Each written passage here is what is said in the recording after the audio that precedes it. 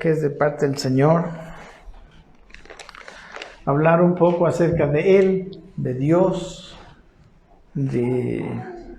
para conocerle bien a Él, porque parece que no le conocemos algunos mucho.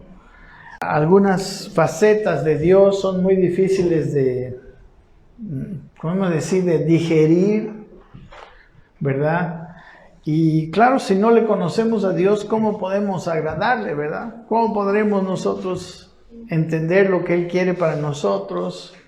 ¿Cómo podremos saber, ¿no?, qué valora Dios? Entonces, antes de esta gráfica vamos a todavía a ver algunos versículos, ¿no? Entonces, yo le llamé a este tema la ira de Dios y el amor de Dios. Amén. Porque Dios tiene ira y Dios también ama. Amén. En realidad, Él no es ira, Él es amor, pero se aira. Y estos, bueno, desde hace unos 4 meses más o menos, el Señor me ha llevado a estudiar los profetas, ¿no? He estado estudiando Jeremías, desde Isaías, Jeremías y Ezequiel. Hoy en este tiempo estamos estudiando Ezequiel en nuestra lectura diaria. Y hermanos, esos 3 profetas son los profetas del tiempo difícil de Israel, del tiempo, o sea, son profetas de juicio. Son profetas muy fuertes, a veces casi como que cuando uno lee, solo estudia eso, como que viene un pesar encima de uno, ¿verdad? Pero la verdad es que esto también está en la palabra del Señor. Entonces, miren, aquí hay un versículo que medio que, o sea, más o menos describe a Dios. En Números 14, versículo 18, yo he tenido, bueno, he encontrado, bueno, hay varios versículos, ¿verdad? Que Dios, cómo es Dios, cómo Él mismo se describe en su palabra. Y aquí en Números 14, 18 dice, Jehová, dice, tardo para la ira y grande en misericordia, dice, que perdona la iniquidad y la rebelión. Dice, y en otro lado dice, aunque de ningún modo tendrá por inocente al culpable, que visita la maldad de los padres sobre los hijos hasta los terceros y los cuartos. Bueno, entonces aquí se ve a Él tardo para la ira, grande en misericordia, perdona la iniquidad y la rebelión, pero no tendrá por inocente de ningún modo al culpable, ¿verdad? Dios muestra aquí su justicia, ¿no? La justicia de Dios es una justicia así recta, no tiene nada de torcedura, no hace acepción de persona ni por sus hijos. De hecho, estos 3 profetas de juicio, ¿no?, Isaías, Jeremías y luego Ezequiel que estamos viendo, hermanos, son profetas del juicio a su propio pueblo por la infidelidad, ¿no?, del pueblo de Dios. Entonces, yo quisiera mostrarles un poco por qué, a pesar de ser un Dios de amor, que está lleno de amor por el ser humano, ¿no?, se enoja Dios. ¿Sabe qué? Dios aborrece el pecado porque el pecado daña al hombre. Ese es el asunto. El pecado nos lleva a la muerte, la paga del pecado es muerte. Y vamos a mirar por qué el aborrecimiento de Dios por el pecado, ¿no? ¿Sabe que el pecado, aunque sea muy pequeño, es aborrecido por Dios? El pecado, aunque sea muy pequeño, debe ser arrepentido, debe ser confesado y debe ser dejado por nosotros. Amén. No es una realidad que nosotros vamos a ser personas, porque todavía estamos en un proceso, personas que nunca cometemos pecado. Pero si en algún momento caemos en el pecado, el camino es muy claro, ¿no? Inmediatamente que nos damos cuenta, inmediatamente que vemos esa realidad, nosotros tenemos que arrepentirnos, cambiar el rumbo, arreglar, restituir y otra vez entrar en ese camino recto que Dios quiere. Porque el pecado, hermanos, es una levadura. Dice en 1 Corintios, el capítulo 5, 6, dice que un poco de levadura leuda toda la masa. Amén. Y verdad que el ser humano está desviado. Y hermanos, el problema siempre es dejar un poco de levadura. O sea, nosotros a veces consideramos el pecado como algo no tan grave, como algo no tan terrible. Y en realidad, pues, si quieren ver desde el comienzo de los tiempos, ¿verdad? Desde Génesis, Dios le dice a Adán, ¿no?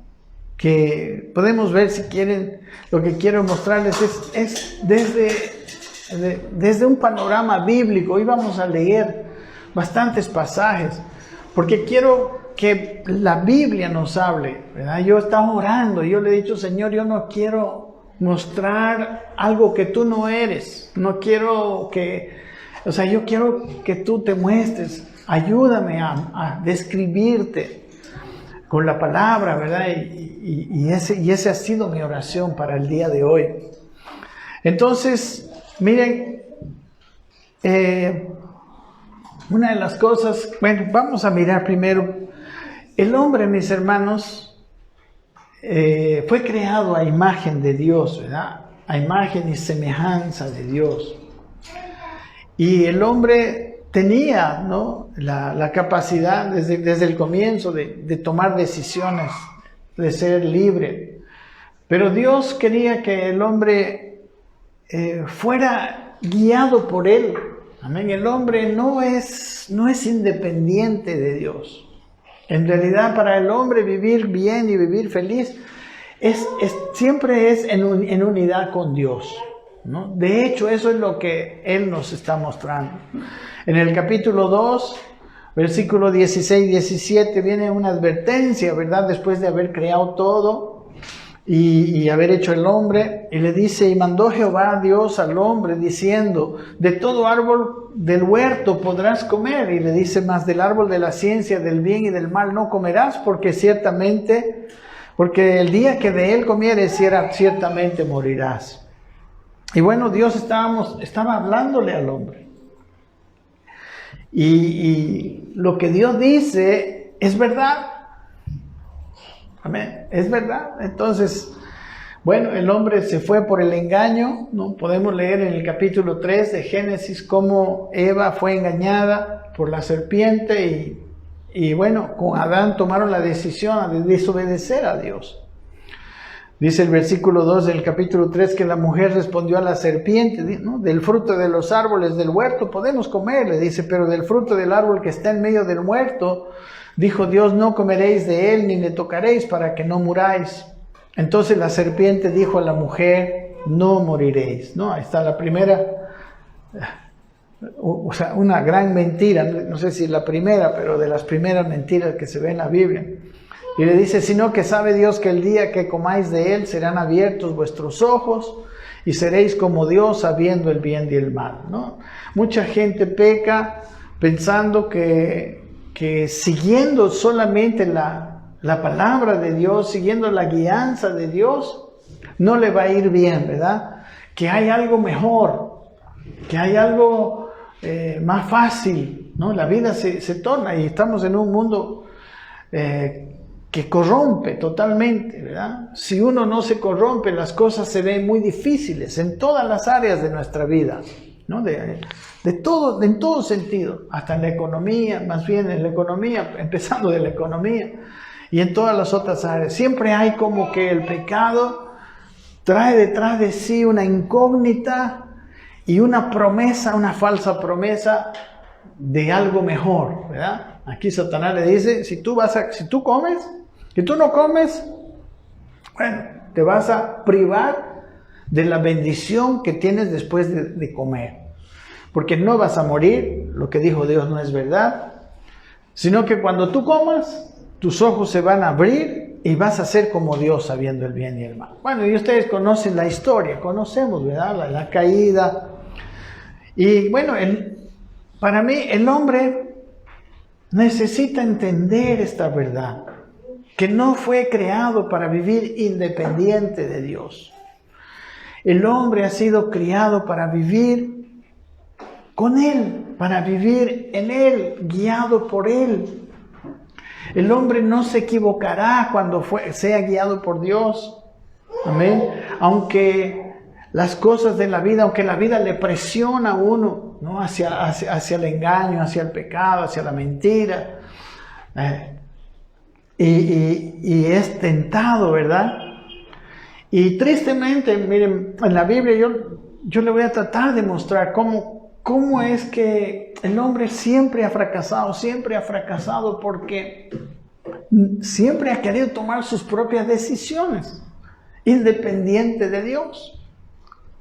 Y todavía, ¿verdad? Todavía tenemos la orgullosa actitud de que podemos vivir bien independientemente de Dios. Tenemos la orgullosa idea de que podemos vivir bien independientes de Dios.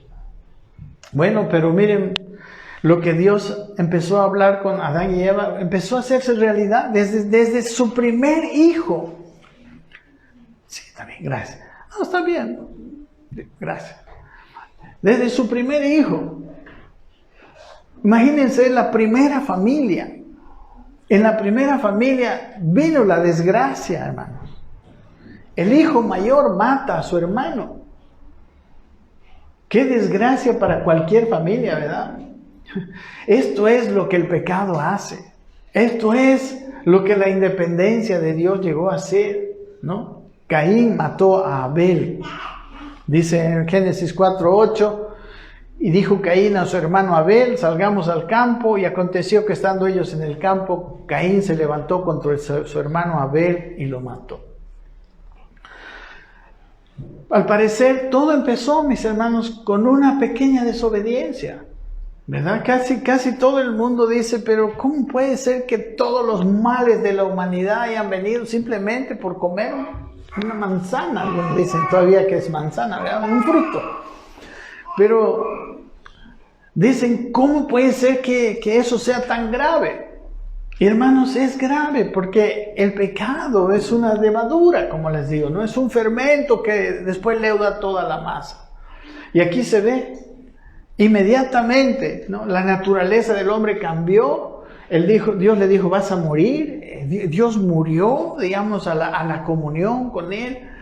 Y empezó a estar re mal, ¿no? Hermanos, los hombres en el inicio vivían muchísimos años, ¿no? En el capítulo 4 vemos esa situación de la muerte de Abel, perdón. Y en el capítulo 5 hay una larga lista de la vida de los hombres, ¿no? En el capítulo 5 dice, por ejemplo, vamos a leer algunos, ¿verdad? Que vivieron muchos años.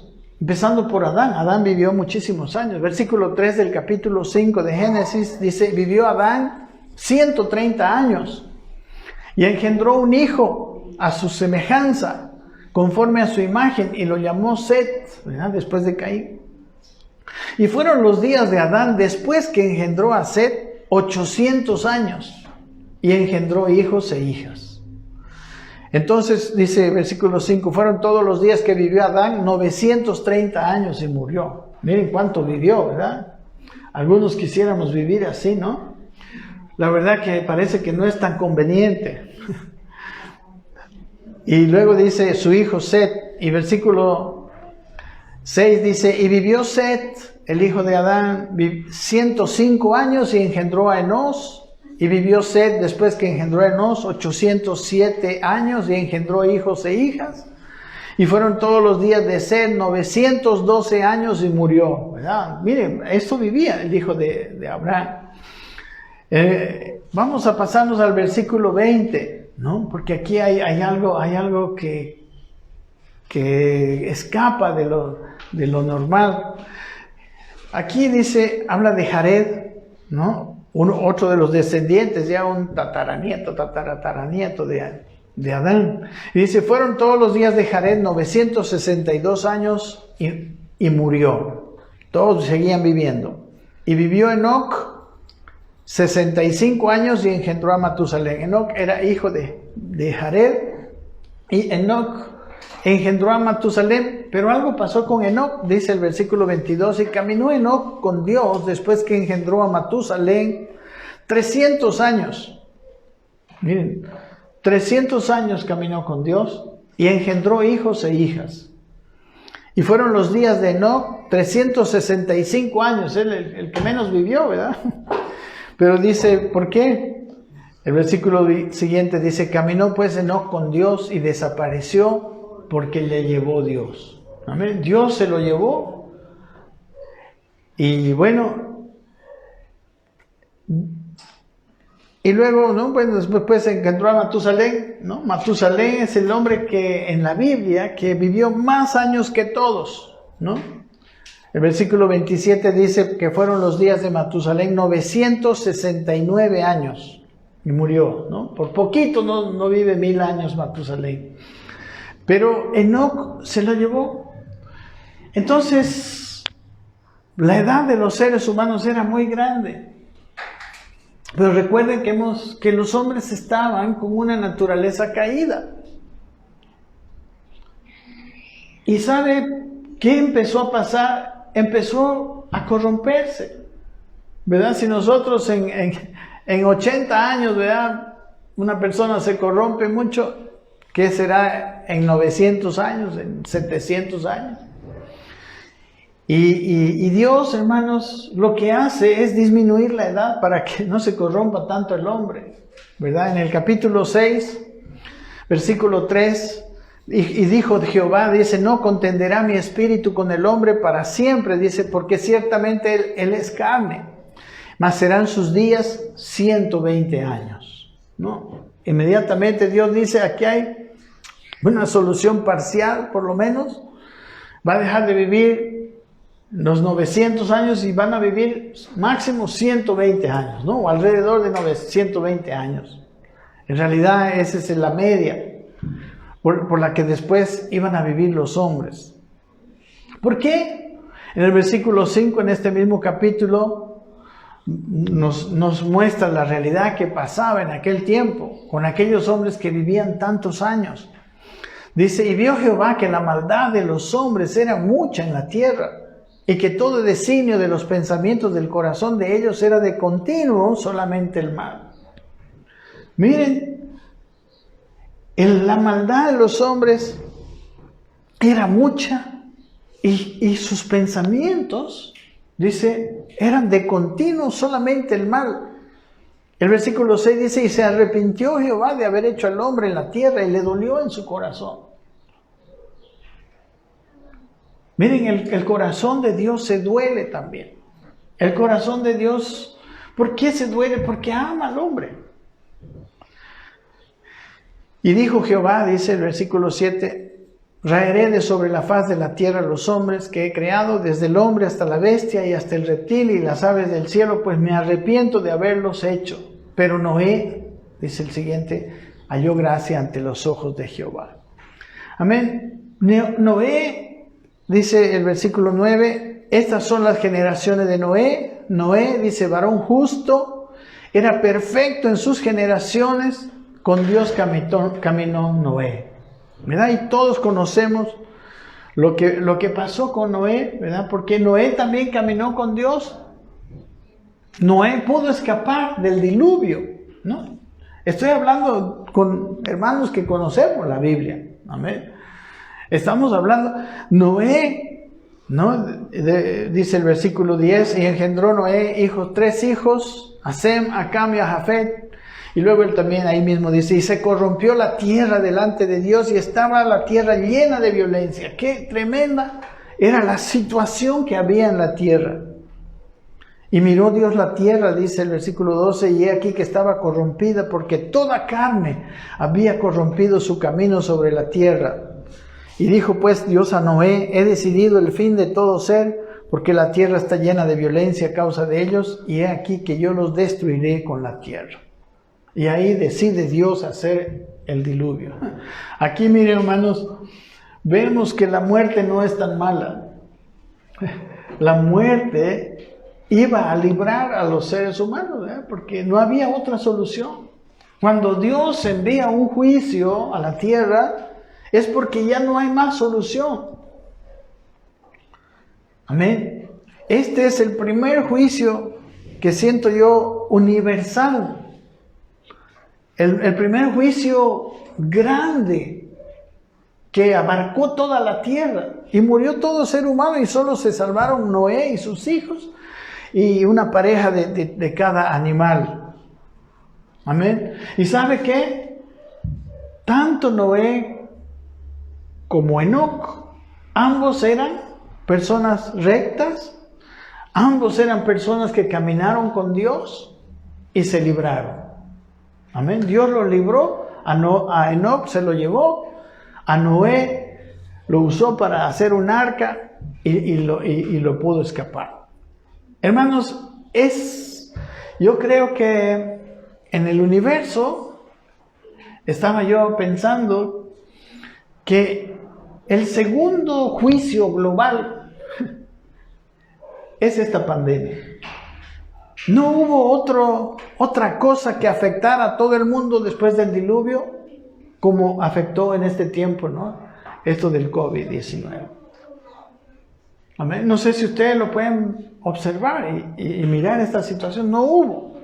Hubo otras pestes, pero afectaron sectores del mundo, ¿verdad? Pero esta pandemia fue global como el diluvio. No hubo país donde no entrara esta pandemia. Yo creo que esto nos debe llevar a reflexionar. Amén. Nos debe llevar a ver qué pasa. Algunos dicen, ¿cómo va a hacer eso Dios? Dios ha hecho el diluvio. Muchos están luchando en contra de la pandemia. Pero quién sabe. La verdad es que yo estoy seguro que Dios lo ha permitido. Y de hecho Él lo ha permitido, ¿verdad? Y si Él lo ha permitido es que Él lo ha querido. No nos engañemos. Si Dios lo permite es que Dios, en este caso, exceptuando el libre albedrío del hombre, lo que Dios permite fuera de eso es porque Él lo aprueba. O sea, ¿qué podemos decir? Lo hace en realidad. Tristemente, mis queridos hermanos, el fermento del pecado es así. Y Dios nos ha llamado, ¿no?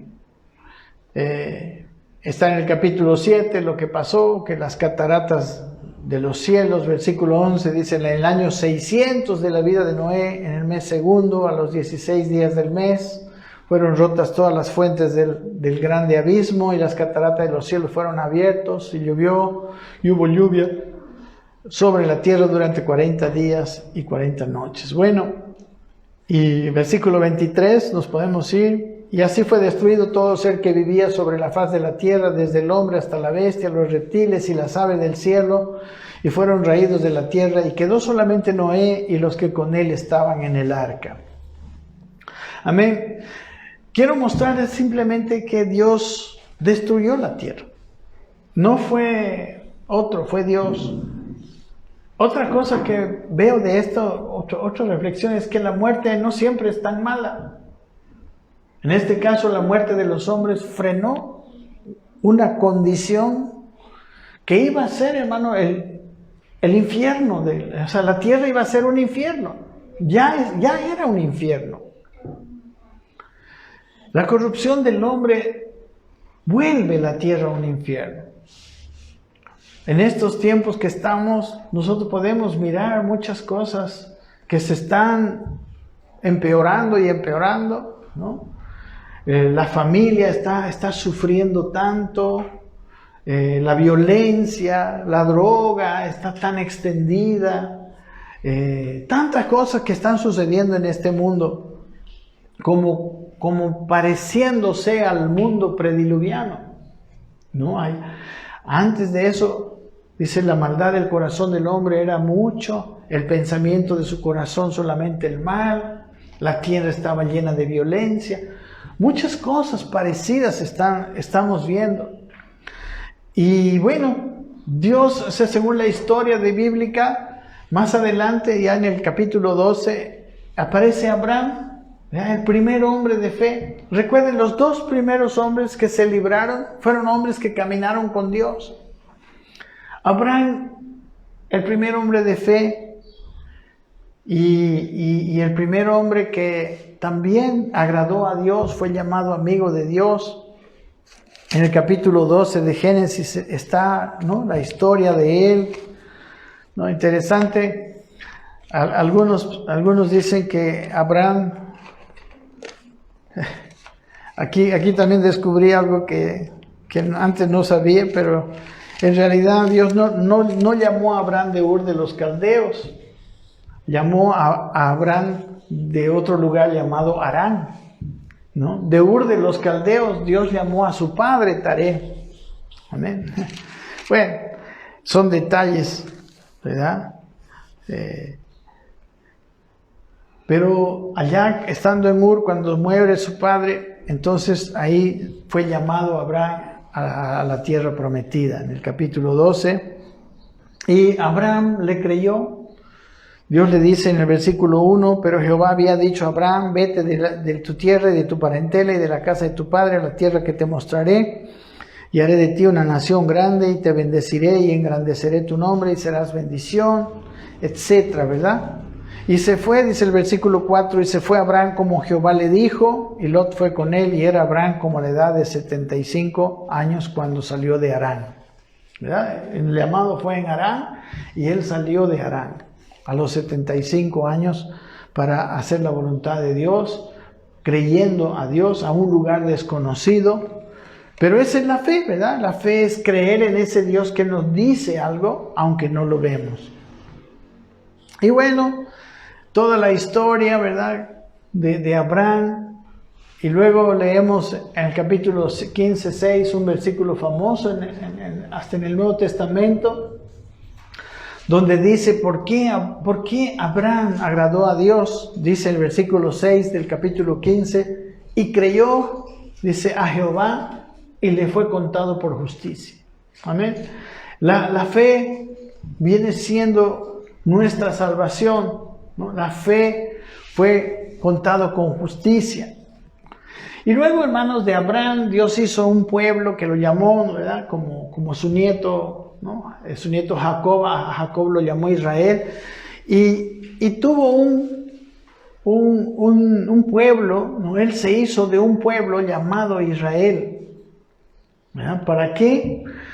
Para que por medio de ese pueblo el mundo pudiera conocerle. Ese era el objetivo grande de Dios. Y bueno, igual, ¿no? ¿Quién era Israel? Israel era Jacob. Y los nombres describen exactamente el carácter, ¿verdad? ¿Cómo nació Jacob? Nació con el nombre de Jacob, ¿no? Y nació como engañador. Y vivió como engañador. Engañó a su hermano, le quitó la primogenitura y siguió engañando, ¿no? Siguió con sus engaños. Se casó engañando con su suegro, engañado del suegro Labán, etc. Conocen la historia. Y ustedes saben que los hijos que crió Jacob realmente eran malos.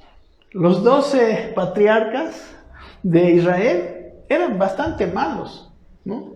Hasta vendieron a su hermano José. José quizás era el que se libró, y Benjamín. Pero, ¿por qué? Porque en esa época en que fueron criados, los crió Jacob. Y después, cuando Jacob luchó con el ángel y fue cambiado, se llamó Israel, ¿no? El que lucha con Dios. Dice, esa es la traducción de Israel. Y él ahí crió a los últimos, ¿no? Bueno, y conocemos la historia, ¿no? ¿Verdad? que su hijo José los llevó a Egipto. Al final de cuentas, salvó al mundo de la hambre, José, y llevó a los hijos. Y Dios le llama a ese pueblo que se formó, miren, en Egipto, le llama mi pueblo, ¿no? En el capítulo 3 de Éxodo, versículo 9, aquí dice: el clamor pues de los hijos de Israel ha venido delante de mí, dice Dios, está hablando, y también he visto la opresión con que los egipcios los oprimen. Ven por tanto ahora y te enviaré a Faraón, le dice, para que saques de Egipto a mi pueblo. Aquí es la primera vez que le llama mi pueblo, los hijos de Israel. Y conocemos también la historia y hemos estado hablando mucho que los sacó de Egipto. La historia en el desierto, y luego los lleva a la tierra de Canaán, a una tierra que se llamaba, que según el hablar de Dios, era una tierra que fluye leche y miel, ¿no? Una tierra de bendición, la tierra prometida. Y aquí miramos el deseo siempre de Dios, el amor de Dios, ¿no? Y en el siguiente libro, después de los primeros 5, el sexto libro llamado Josué, ahí vemos cómo entra el pueblo a la tierra prometida, conquista la tierra, ¿no? Las tribus de Canaán fueron juzgadas, las tribus de Canaán fueron conquistados, murieron, ¿verdad? Empezando por Jericó, cómo cayó los muros, todo eso. O sea, Dios es el encargado, hermanos, de hacer justicia en el universo. Amén. Y tarde o temprano Dios hace justicia. Es más, a veces Él espera. ¿Recuerdan el primer versículo que hemos visto? Dios, misericordioso y clemente, tardo para la ira y grande misericordia, pero no tendrá por inocente al culpable de ningún modo. Amén. Entonces, este Dios, si ustedes leen ahí en el libro de Éxodo al comienzo, que todavía no lo sacaba, porque no había llegado al colmo la maldad del amorreo. No sé si han leído esta frase. Tuvo que llegar al colmo, tuvo que llegar un momento en que Dios dijo ya no más, ¿verdad? Ya no se puede con ellos. Dios siempre trata con los hombres hasta lo posible. Pero hay un momento en que el hombre ya tomó su decisión y Dios, por más que haga lo que haga, no lo podría cambiar. Y esto que le digo, lo vemos en la historia de su propio pueblo. Entonces Dios hizo que Israel entrara y conquistaron y mataron, ¿no?, a todos los habitantes de aquella tierra, que ellos quemaban a sus hijos, tenían... O sea, unas abominaciones terribles del pueblo de Canaán, de los pueblos de Canaán, ¿no? Los dioses y las situaciones que se ven ahí eran tremendas. Y luego entra el pueblo y conquista la tierra, se reparte la tierra, se establece el pueblo de Israel donde hasta ahora, digamos, ¿no? Ellos están ahí en Jerusalén, pero toda esa tierra. Y luego viene un periodo tremendo, hermanos. Después de la entrada, muere Josué y los hijos de Israel se desvían totalmente. ¿Por qué? Porque no conocían. En Jueces, capítulo 2, si queremos ver un poquito de... O sea, yo estoy mostrándoles lo que yo he sentido hablar en esta mañana con ustedes. ¿Ya? Mostrarles un poco así la historia y cómo es Dios en la historia. Yo sé que estamos viviendo tiempos históricos, pero sí necesitamos conocer a Dios. Dice versículo 6 del capítulo 2, porque ya Josué había despedido al pueblo y los hijos de Israel se habían ido cada uno a su heredad para poseerla. Dice, y el pueblo que había servido a Jehová todo el tiempo de Josué y todo el tiempo de los ancianos que sobrevivieron a Josué, los cuales habían visto todas las grandes obras de Jehová que él había hecho por Israel. Dice, pero murió Josué, hijo de Nun, siervo de Jehová, siendo de 110 años, y lo sepultaron en su heredad Timnat Será, en el monte de Efraín, al norte del monte de Gaás. Y luego dice, este es el versículo. Y toda aquella generación, dice, también fue reunida a sus padres. Y se levantó después de ellos otra generación que no conocía a Jehová ni la obra que él había hecho por Israel. Miren lo importante que era haber conocido a Jehová y la obra que él había hecho. Y dice después, versículo 11, o sea, la siguiente generación no conocía a Jehová ni la obra que él había hecho. ¿Y qué hicieron ellos? Versículo siguiente, 11, dice, después los hijos de Israel hicieron lo malo ante los ojos de Jehová y sirvieron a los Baales. Dice, dejaron a Jehová el Dios de sus padres que los había sacado de la tierra de Egipto y se fueron tras otros dioses, los dioses de los pueblos que estaban en sus alrededores, a los cuales adoraron y provocaron a ir a Jehová. Miren, hermanos, todo esto que estamos viendo nosotros en lo físico, en lo que sucedió, es, como dice la Biblia, es un ejemplo para nosotros. Es una mirada a nuestra realidad espiritual de hoy en día. Amén. Y lo que para ellos eran los Baales y los ídolos, son hoy en día nuestros ídolos de los seres humanos, ¿verdad? ¿Qué es un ídolo? Es algo a quien amamos más que a Dios, es algo en quien confiamos más que en Dios, es algo que nos da más gozo que Dios, etcétera, ¿verdad? Porque Dios debería ser todo. Y cuando Dios es todo, nuestra vida va a todo dar.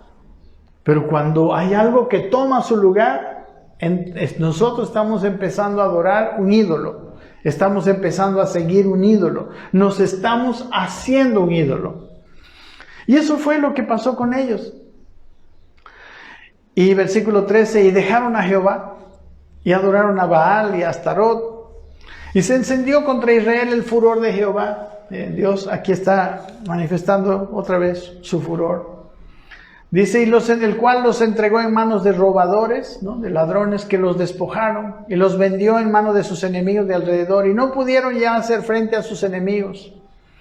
Por donde quiera que salían, la mano de Jehová estaba contra ellos para mal. Como Jehová había dicho y como Jehová se lo había jurado, y tuvieron gran aflicción. Amén. Dios le trae aflicción al pueblo que lo deja. Amén. En realidad, el pueblo que deja a Dios, y eso nos lo muestra en el Génesis, se corrompe. El pueblo que deja a Dios se llena de violencia. El pueblo que deja a Dios en su corazón solamente está de continuo el mal. Amén.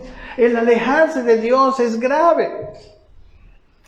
Entonces, lo que hace Dios, ya al no saber qué hacer con el hombre, empieza a traerle pequeños juicios. Empieza ahí. Si usted lee en el libro de los Jueces, es grave. Entonces Dios lo que hacía era se retiraba. Entonces la gente, los pueblos de alrededor, los amalecitas, etcétera, venían y les quitaban hasta lo que tenían que comer, ¿verdad? Se conoce, por ejemplo, la historia de Gedeón. Gedeón, ¿qué estaba haciendo? Gedeón estaba ocultando, ¿no? De lo que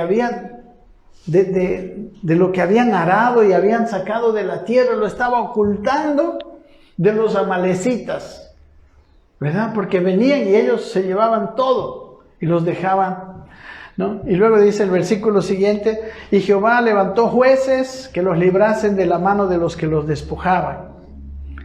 Pero triste el pecado, pero tampoco oyeron a sus jueces, sino que fueron tras dioses ajenos a los cuales adoraron, se apartaron pronto del camino en que anduvieron sus padres, obedeciendo los mandamientos de Jehová. Dice, ellos no hicieron así. Y cuando Jehová les levantaba jueces, Jehová estaba con el juez y los libraba de mano de los enemigos todo el tiempo de aquel juez. Porque Jehová era movido a misericordia por sus gemidos a causa de los que los oprimían y afligían. Mas acontecía que al morir el juez, ellos volvían atrás y se corrompían más que sus padres, siguiendo a dioses ajenos, para servirles e inclinándose delante de ellos, y no se apartaban de sus obras ni de su obstinado camino. ¿Qué nos habla el Señor? Hermanos, nadie puede tomar decisión por nosotros. Cuando venía un juez, que era un hombre que era enviado por Dios y seguía a Dios, él llevaba a la gente como que los aglutinaba para servir a Dios. Pero los hombres en ese tiempo lo que debieron haber hecho es conocer a Dios y seguir sirviendo a Dios. Pero ¿qué pasaba? Se moría el juez y otra vez cada uno iba y hacía lo malo. Amén. Hermanos, o sea, no podemos ser cristianos solamente cuando nos mira alguien, ¿no? Cristianos que son buenos a los ojos de los hermanos o del pastor.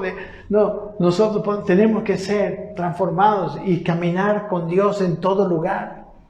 Amén. Tenemos que seguir a Dios, conocer a Dios. Los pastores no estamos para ejecutar temor. Yo he visto iglesias donde dicen, el pastor, le tiene miedo al pastor.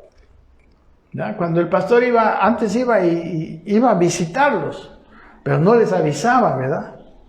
Y los encontraba a veces peleándolos al marido y a la esposa.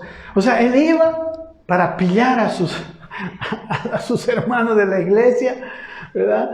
Entonces ellos tenían más miedo del pastor que de Dios mismo, ¿no? Y ha venido el pastor, tocaba el timbre, no, pues revolución en la casa, vayan a limpiar todo, vayan a dejar todo bien ya. No, pues no, amén. Así, no, nosotros jamás hemos sido llamados para que ustedes nos tengan miedo a los ministros de Dios. Los ministros de Dios somos llamados para ayudarles a ustedes a tener una relación personal con Dios. Usted tiene que conocer a Dios personalmente. No puede vivir como los israelitas. ¿Recuerdan? ¿Qué le dijeron a Moisés? Escucha tú a Dios y después vienes y nos dices sus palabras. No, ese no es la actitud de ninguno de ustedes. Ojalá que nunca sea. Porque la presencia de Dios y el conocimiento personal de Dios es lo más maravilloso que tiene el hombre. Y es lo que más llena la vida del hombre. Por eso es tan terrible tener un ídolo. Es tan terrible tener algo que sustituya a Dios. Porque nosotros, hermanos, todo ser humano tiene un vacío que solamente Dios lo puede llenar. Nada lo podrá llenar. Todos los sustitutos que el hombre se ha buscado son vanidad, son mentira. Siempre seguirá buscándose más y más y más. Y en esa búsqueda se va a hundir y hundir y hundir en el pecado. El único camino que nosotros podemos seguir es a Dios. Amén. Es restablecer nuestra comunión con Dios. Y lo maravilloso del Evangelio es que eso es lo que es el Evangelio. Una restauración de la comunión del hombre. El hombre imperfecto. Amén. Dios sabe que somos imperfectos. Dios sabe que estamos en un proceso. Él no está ajeno a nuestra condición. Sabe que probablemente vamos a fallar en el camino. Por eso mismo es que ha muerto en la cruz. Para perdonarnos cuando nos arrepentimos. Pero es necesario arrepentirnos. Porque cuando no hay arrepentimiento, cuando pasa lo que estaba pasando con el periodo de los jueces, cuando el juez empezaba a restaurarse la cosa, el juez ganaba a los enemigos, Dios estaba con el juez. Porque Dios está con los suyos, pues, con los que le buscan. Se moría el juez y otro desbande total. Amén. Miren los últimos versículos del libro de los jueces. Jueces 21, 24. Dice, entonces los hijos de Israel se fueron de allí, también de allí cada uno a su tribu y a su familia, saliendo de allí cada uno a su heredad. Y dice, en estos días no había rey en Israel, cada uno hacía lo que bien le parecía, ¿no? Ese es el estado del mundo sin Dios. Cada uno hace lo que bien le parece. Y ese es el estado que lleva al hombre a la perdición. Es el estado que llevó a Adán a desobedecer a Dios. Bueno, después de eso...